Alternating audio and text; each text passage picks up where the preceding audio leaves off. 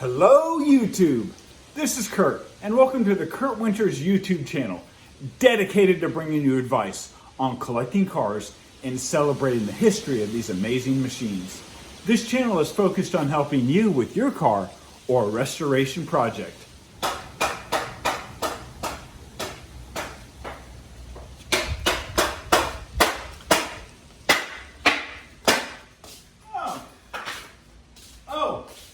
There you are. Didn't see you. Just finishing up some injectors on the Z, kind of getting her ready for winter. So in today's video, we'll go over some tips and tricks on how to winterize your vehicle. So stick around.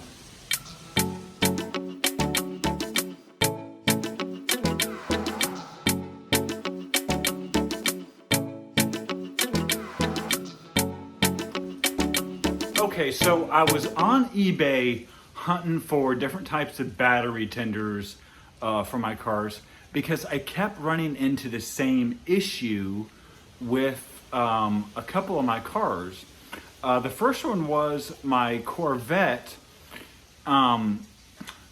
It would sit for a week, it would sit for 2 weeks, no problems at all, it would crank right up. I would start it up every week, come back to it, start it up, and it would not crank. And eventually, after jump starting it and seeing that the battery was relatively new, I decided, okay, it was time to get a battery charger. And C4 pro tip, Mid-Cities Classic, the C4 specialist that I work with, told me that the C4 Corvettes are notorious.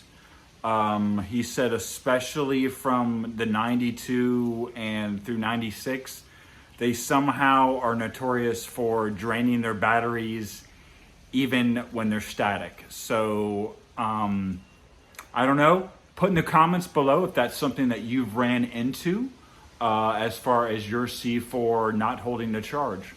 So we did, or I should say I did decide to go with one of the more inexpensive brands. So let me show you down here.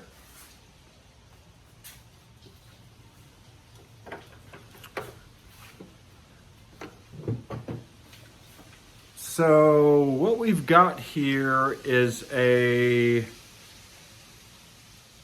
looks like iHa-matic. It says automatic waterproof. More on that later.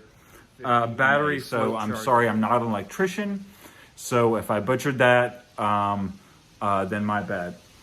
But what drew me to this charger was, first of all, with shipping and everything on eBay, it was I think $24 or $26. I'll try to link that in the description below, but after you hear my experience with the battery charger, you may decide this is not the charger for you. So let me go ahead and tell you how to use it, and then I'll tell you my experience with the company, and so far kind of what's been going on, and maybe the best or the not the best conditions to use the charger in. Okay, so the chargers are really simple. Kind of looking down here, we have three different colors. We've got light green, dark green, and red. So when the battery charger is hooked up and working properly, it will either be blinking, it will either be solid red to let you know that the battery is very low and is charging. It'll be light green to let you know that it is mid-charged, or it will be completely dark green to let you know that the battery is fully charged.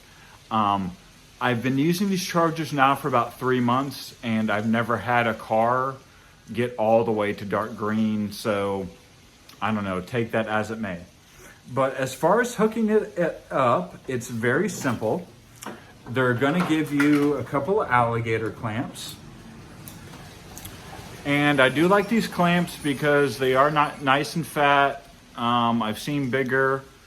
Obviously on your jump packs or your jumper cables, you're gonna have a larger alligator clip. But you just come up to your battery, you hook up red to red and black to black, and I will go ahead and demonstrate that for you now on the Z. All right, so we got red on red. Hope you guys can see that. And we got black on black. All right, so you just hook both of those up.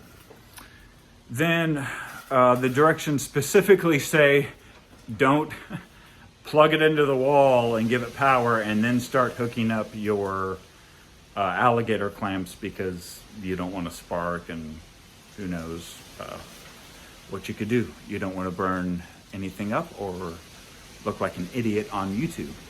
So you just plug that up, and then the charge goes into float mode. So let's talk about kind of, you know, why I chose this charger and maybe why I won't charge it again. I chose it because A, the price, and then B, it is a smart charger. So smart charger means once it knows that the battery is full, it's not going to continue to float and overcharge the battery, which could possibly damage the battery. So you don't have to put it on a timer, and it's basically built into the name. It's a smart charger. So when the battery is done charging, it will stop charging. When the battery starts to need a float or a small current, it's going to go ahead and feed that current too.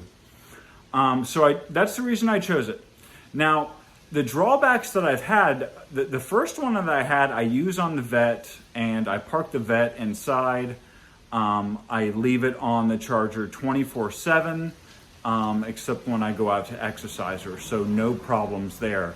But what I've noticed is when I use, and it says waterproof right on the box and right on the unit, when I use the charger, let's say on the Lexus or one of my daily drivers, and I run the cord under the garage and secure it under the hood, so I know that only the outdoor cord is getting wet, which is waterproof.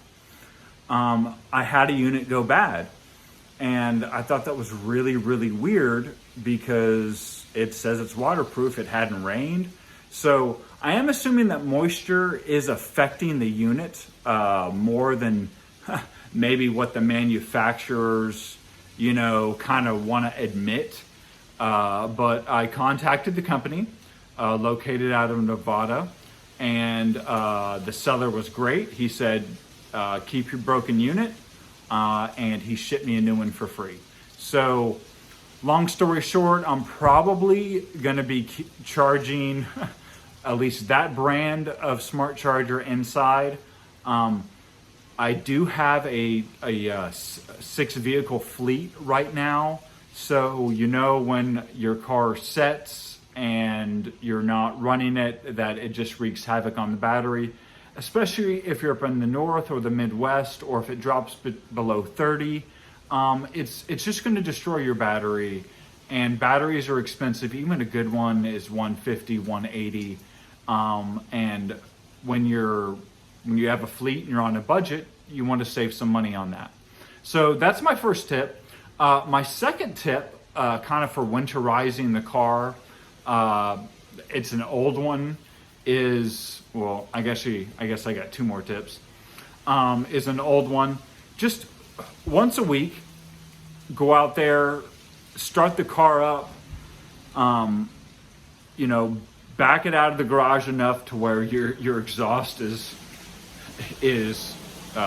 beyond the threshold of your garage, and just let her run. Just let her get up to half temp. Let her run once a week. Get that fuel, get those parts lubricated. But a lot of people just don't know, probably especially Tesla drivers, you can't just park the car, especially a fossil fuel gasoline engine, and just expect it to work perfectly. So pro tip, even though I've got 6 whips, I make it a habit to go around to all my cars and at least start them up once a week. Let them get up to temperature. If not, take them for a nice spirited 10 to 15 minute trip. And then my third point is a lot of debate. I would love to see your guys' comments on this. Is going to be the use of seafoam in my vehicles. Now, I have vehicles that range all the way from 93 up through my terrain, which is, the mid-aughts. I use seafoam in my, you can hear the F-35s, which is the sound of freedom. I use seafoam in my motorcycle. I use it in all of my classic cars and all of my new cars also. I run it in the crankcase. I also run it in the fuel tank. I typically run 1 can of seafoam per oil change. And I use about, let's say about less than 1/4 of a can of seafoam in the crankcase. And then I typically run half a can of seafoam in the crankcase about 200 miles before I plan on changing the oil. And I've had excellent results with keeping my fuel lines clean and not having an issue as far as gumming up my carbs on my motorcycle and that sort of thing. So, those are my 3 points for winterizing your vehicle. If you like the free content in this video, be sure to subscribe and join the tribe, and comment and give those thumbs up. Help out that YouTube algorithm, and I will see you in the next video. Thank you for the privilege of your time.